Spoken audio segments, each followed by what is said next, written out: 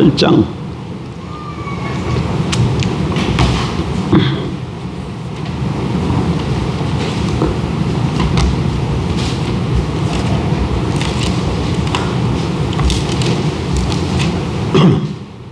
8장 1절부터 4절까지 보겠습니다. 신약성경 248페이지 1절. 그러므로 이제 그리스도 예수 안에 있는 자에게는 결코 정죄함이 없나니 이는 그리스도 예수 안에 있는 생명의 성령의 법이 죄와 사망의 법에서 너를 해방하였음이라.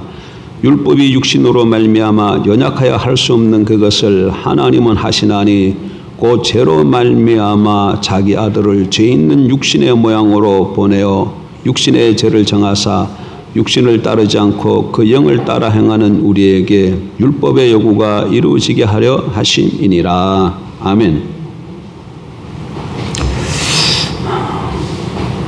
로마서 8장에 나와 있는 말씀은 참으로 소중하고 은혜가 되는 말씀입니다.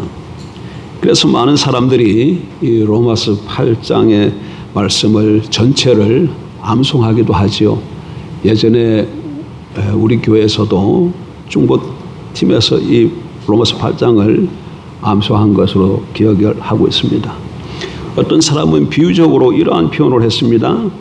성경 전체를 하나의 반지에 비유한다면 로마서의 말씀은 반지 중에 보석과 같고 로마서 8장은 그 보석에서 빛나는 광채와 같다. 심지어 어떤 사람은 이런 표현을 하기도 했습니다. 성경이 만일 다 불타서 없어진다 할지라도 우리에게 이 로마서 8장만 남아있다면 우리는 구원을 받는데 아무런 지장이 없을 것이다. 예, 그만큼 이 로마서 8장 말씀이 소중하고 귀하고 너무나도 우리에게 은혜가 되는 말씀이라는 것이죠. 로마서 8장은 우리를 향하신 하나님의 사랑이 얼마나 크고 또 하나님께서 우리에게 어떠한 은혜를 베푸셨는지를 잘 보여주고 있습니다. 그래서 이 사랑을 로마서 8장을 통해서 하나님의 사랑을 깨닫고 하나님께서 그리스도 안에서 주신 그 풍성하신 축복을 누리며 살아가는 저와 여러분이 되어야 될 줄 압니다. 그러나 아무리 하나님의 사랑이 크고 아무리 그 은혜와 축복이 풍성하다 할지라도 우리가 깨닫지 못한다면 어떻게 되겠습니까? 아무 소용이 없는 것이죠. 아무 소용이 없어요. 어느 시골 마을에 불쌍한 가부가 있었습니다. 아들 하나를 데리고 어렵게 가난하게 살아가고 있습니다. 세월이 흘러서 아들이 장성해서 어른이 되었어요. 그래서 이 가난한 삶에서 좀 벗어나기 위해서 홀 어머니를 남겨두고 돈 벌려고 나갔어요. 그것도 물 건너 외국으로 갔습니다. 가부는 주일이 되면 교회에 가서 눈물을 흘리면서 아들을 위해서 하나님께 간절히 기도합니다. 동네 사람들은 과부를 만날 때마다 물어봅니다. 아들한테 편지가 옵니까? 잘 있다는 소식이 있습니까? 돈은 좀 보내오고 있습니까? 그때마다 가부는 한결같은 대답을 합니다. 예, 그저 잘 있다는 소식은 전해오고 있습니다. 잘 있다는 소식만 전해온다는 거예요. 그러는 가운데 가부의 몸은 점점 야위어 갔습니다. 제대로 먹지를 못했기 때문인 것이죠. 이 소식을 들은 목사님께서 하루는 너무나 딱하게 생각해서 쌀 한 마를 준비해서 그 집을 신방을 갔어요. 그리고 이렇게 예배를 마친 후에 물었습니다. 아니, 아들이 집을 떠난 지가 벌써 여러 달이 지났는데 어째 돈은 좀 붙여오지 않는 것이지요? 그랬더니 가부가 그 얘기를 듣고 고개를 푹 수그렸습니다. 그래서 목사님은 혹시나 하는 생각에 혹시 편지 속에 다른 것은 또 들어있지 않았습니까? 물으니까 가부가 편지 말고 다른 것이 들어있긴 있었습니다 하고 대답을 했어요. 그래서 목사님이 그럴 줄 알았다고 한번 가져오 보라고 그랬더니 그 가부가 편지와 함께 가져온 것을 봤는데 그게 책 수표예요. 수표. 근데 그 수표가 전부 영어로 써 있다 보니까 이게 수표인지 돈인지를 몰랐던 것이죠. 사실 가부는 아들이 매달 보내주는 수표로 인해서 넉넉한 삶을 살아갈 수 있도록 풍족한 삶을 살아갈 수 있는 그런 돈을 가지고 있었습니다. 근데 뭘 몰랐어요? 그 수표가 돈인 줄을 몰랐던 것이죠. 그걸 몰랐더니 몰랐기 때문에 어떻게 사는 거예요? 늘 돈을 가지고도 돈 없는 사람처럼 살아갔던 것이죠. 제가 무엇 하려고 이 말씀을 드립니까? 하나님께서 우리를 얼마나 사랑하시는지, 하나님께서 그리스도 예수 안에서 우리에게 얼마나 큰 은혜와 축복을 베풀어 주셨는지 이걸 알지 못하면 과부가 아들이 그렇게 많은 큰 돈을 보내주셨음에도 불구하고 그게 돈인 줄 몰라서 쫄쫄 굶고 살아갔던 것처럼 그런 신앙생활을 하게 된다는 것이죠. 그래서 말씀을 잘 듣고 깨달음을 가져야 합니다. 오늘 로마서 말씀을 통해서 우리를 향하신 하나님의 사랑이 얼마나 크고 또 얼마나 우리를 향해서 그리스도 안에서 큰 은혜와 축복을 베풀어 주셨는지 성령 하나님께서 여러분의 각 심령에 조명해 주시길 주의 이름으로 축복합니다. 그러면 그리스도 예수 안에 있는 자들에게 하나님께서 어떤 큰 축복을 주셨는가, 어떤 은혜를 베풀어 주셨는가. 첫째로 우리에게는 결코 정죄함이 없습니다. 1절 말씀을 보십시다. 그러므로 이제 그리스도 예수 안에 있는 자에게는 결코 무엇함이 없나니 정죄함이 없나니. 예수 그리스도 안에 있는 자에게는 결코 정죄함이 없다, 이렇게 말씀합니다. 여러분, 제가 여러분에게 여쭙습니다. 개인적으로 진실하게 주님을 만난 적이 있습니까? 진실되게 내가 주님 앞에 죄인인 것을 고백을 하고 예수를 주와 그리스도로 믿고 영접한 적이 있습니까? 할렐루야. 이렇게 주님과 1대1의 관계를 가진 적이 없다면 신앙생활 한다고 교회 여러 주일마다 예배당에 나오고 예배도 드리고 헌금도 하고 뭐 여러 가지 이런저런 봉사도 하지만 1대1의 관계를 한 번도 해본 적이 없다면 여러분의 신앙을 다시 한번 점검해야 될 필요성이 있습니다. 신앙은 내가 죄인인 것이 비춰져서 그래서 나 스스로는 구원받을 수 없는 것을 깨닫고 예수 그리스도가 온 세상의 주와 그리스도인 것을 믿고 그를 나의 삶의 주인으로 모실 때 우리가 거듭나게 되어지고 하나님 백성으로 하나님께서 인쳐주시는 것이죠. 예수 그리스도 밖에 있는 자는 그 사람이 누구든지 간에 많이 배웠든지 권세를 잡았든지 뭐 어떻게든 어떤 사람이든지 간에 잘났든지 간에 그 사람은 어떤 사람이에요? 죄와 사망 아래에 있는 사람입니다. 율법 아래에 있는 사람입니다. 율법 아래에 있다는 얘기는 무슨 얘기예요? 그 사람은 정죄 아래에 있다는 겁니다. 그러나 우리가 예수 그리스도 믿고 영접하면 하나님께서 사단의 권세 아래서 우리를 그리스도의 권세로 옮겨주십니다. 율법 아래에서 우리를 성령 아래로 옮겨주셔요. 그래서 우리에게 뭐가 없는 거예요? 더 이상 정죄함이 없는 것이죠. 우리가 예수 그리스도 안에 있으면 하나님께서 우리를 보실 때 예수 그리스도를 통해서 보시기 때문에 예수 그리스도가 누구십니까? 의잖아요. 의인이시잖아요. 그래서 우리도 어떻게 보신다? 어렵게 보시는 것이죠. 한 번 하나님이 선언하시면 의인이라고 한 번 하나님이 선언하시면 하나님은 취소하실 수가 없는 분이에요. 그러므로 두 번 다시 우리에게는 정죄함이 없습니다. 결코 정죄함이 없습니다. 왜 우리에게 결코 정죄함이 없습니까? 우리가 착하게 살아서 그렇습니까? 아닙니다. 이유는 한 가지밖에 없어요. 우리가 무엇 안에 있기 때문에, 누구 안에 있기 때문에? 예수 안에 있기 때문에 그래요. 그리스도 예수께서 우리의 피난처가 되시기 때문입니다. 그러나 그리스도 밖에 있는 자에게는 반드시 정죄함이 있습니다, 여러분. 그리스도 밖에서는 반드시 뭐가 있다고요? 정죄함이 있어요. 하나님의 심판대 앞에 서서 하나님의 준엄한 심판을 피할 수 없을 것입니다. 그리고 결국엔 종래에는 지옥불, 더 나아가서 불못에 던져지게 될 것입니다. 여러분, 애굽 땅의 이스라엘 백성들이 노예로 살았지 않습니까? 그런데 어느 날 하나님께서 모세를 통해서 그들을 구원하시기로 계획하시고 10번째 재앙을 내리실 때에 이스라엘 백성들에게 뭐라 그랬어요? 집에서 나오지 말고 집에 있고 다 문에다가 설주와 임방에다가 양을 잡아서 피를 치하라 그랬죠. 그날 밤에 죽음의 사자가 온 애굽 땅을 지나갔습니다. 애굽 사람들이 사는 집에서는 죽음이 있었습니다. 큰 통곡이 있었습니다. 그러나 이스라엘 백성들 그들이 살고 있는 집에는 아무런 일이 없었습니다. 죽음의 사자가 피해갔습니다. 왜 그렇습니까? 동일하게 애굽 땅에서 사는데 왜 애굽 사람 집에서는 큰 애통함과 울음과 곡소리가 나는데 이스라엘 백성들 집에서는 잠잠해 아무 일이 일어나지 않았냐. 뭔 차이예요? 피 마른 것밖에 차이가 없어요. 어린 양의 피 안에 있었느냐 피 밖에 있었느냐 이 차이밖에 없는 것이죠. 애굽 땅에서 이스라엘 백성들이 잡아서 바른 피 어린 양의 피는 바로 장차 어린 양으로 오실 예수 그리스도에 대한 예표인 것이죠. 이스라엘 백성들이 여리고 성을 멸할 때도 여러분 마찬가지였습니다. 여리고 성 안에 있는 모든 사람들이 다 죽임을 당했습니다. 그러나 여리고 성 안에 똑같이 살고 있는 기생 라합의 집은 멸망에서부터 구원을 받았습니까? 뭔 차이가 있었나요? 이스라엘 백성들이 여리고를 정복해 들어갈 때 기생 라합의 집에서는 창문에 뭘 걸어두었어요? 붉은 줄을 걸어두었습니다.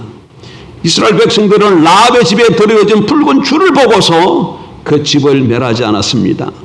그 외에 여리고성 안에 있던 모든 사람들은 다 죽었어요. 똑같이 여리고성 안에 살았습니다. 여리고성도 살고 기생 라합 가정도 살았어요. 그런데 다른 사람들은 다 죽었어. 기생 라합의 집에 있는 사람만 살았어. 기생 라합의 집에 뭐가 있었어요? 붉은 줄이 드리워져 있었던 것이죠. 마찬가지입니다, 여러분. 그리스도 예수께서 피난처가 되시기 때문에 그리스도 예수 안에 있는 자에게는 결코 정죄함이 없습니다. 정죄함이 없다 이 얘기는 심판에부터 우리가 어떻게 됐다는 거예요? 벗어났다는 뜻이에요. 우리는 심판에서 이미 생명으로 옮긴 자들입니다. 지금 우리가 육신의 장막을 벗고 하나님 앞에 선다 할지라도 우리에게는 생명의 면류관이 주어질 줄 믿습니다. 내가 잘나서가 아니죠. 내가 잘악한 일을 많이 했기 때문에 그런 것이 아닙니다. 지금 사도 바울의 본문 말씀을 통해서 우리에게 읽어주는 바가 무엇입니까? 그리스도 안에 있는 자에게는 결코 정죄함이 없다고 말씀하시는 것, 이 진리 때문에 우리가 그리스도 안에 있기 때문에 하나님께서 우리를 그렇게 대해주시는 것이죠. 그러므로 그리스도 안에 있다면 이 정죄함이 없다는 이 사실로 인해서 우리가 주 안에서 참으로 기쁘고 즐겁고 행복하게 살아가게 되길 주의 이름으로 축복합니다. 그런데 사단은 자꾸 과거의 지은 죄를 생각나게 해서 우리를 하여금 죄책감에 빠지게 합니다. 마귀는 아주 강조합니다. 자꾸 우리 과거를 돌아보게. 과거에 네가 이랬잖아 저랬잖아. 이러고도 네가 무슨 의인이라고 말할 수 있어. 너는 괴수 중 죄인 중에서도 괴수야. 너 어제도 또 넘어졌잖아. 실패했잖아. 이렇게 해서 자꾸 우리를 우리 자신의 모습을 돌아보게 하고 그래서 자신을 실망하게 하고 정죄감에 빠뜨리고 하는 것이죠. 그러나 여러분 마귀의 관계에 속지 마십시오. 진실되게 내가 예수 그리스도 믿고 영접했다면 내가 죄인인 것을 고백하고 진실되게 주님을 1:1로 만났다면 그리고 예수가 그리스도의 신과 주 되신 것을 고백했다면 하나님께서 우리에게 뭐라고 선포하신다고요? 그리스도 예수 안에 있는 자에게는 결코 정죄함이 없느니라. 할렐루야. 마귀가 자꾸 나를 그렇게 넘어뜨리려고 이렇게 도전해 오면 여러분 말씀으로 승리하시길 바랍니다. 성경이 뭐라고 얘기합니까? 마귀를 대적하라. 마귀는 대적해야 돼. 마귀를 대적하라 그러면 너희를 피하리라. 이렇게 이게 성경 약속이에요. 야고보서에 나와 있는 약속이에요. 하나님을 가까이 하라. 너희를 가까이 하시리라. 마귀를 대적하라 그러면 너희를 피하리라. 그래서 마귀가 자꾸 우리에게 그렇게 다가오면 예수 이름으로 마귀를 물리쳐야 돼. 예수 그리스도 이름으로 명하노니 내게 정죄감을 느끼고 죄책감에 빠지게 하는 더러운 귀신아 마귀야 내가 예수 이름 명하니 내게서 떠나가라. 네가 어떻게 나를 송사하고 이렇게 유혹한다 할지라도 나는 그리스도 예수 안에서 정죄함이 없느니라. 하나님이 내가 정죄함이 없다고 선포하는데 내가 왜 자꾸 나는 죄인입니다 이렇게 나오면 안 되는 것이죠. 예? 하나님이 너 죄인이야 그러면 죄인인 거예요. 근데 하나님이 넌 정죄함이 없어 넌 의인이야 그러면 우리는 의인인 겁니다, 여러분. 근데 우리가 하나님보다 큽니까? 왜 내가 하나님보다 높은 자리에 앉아서 자기 스스로를 평가합니까? 그래서는 아니 되는 것이죠.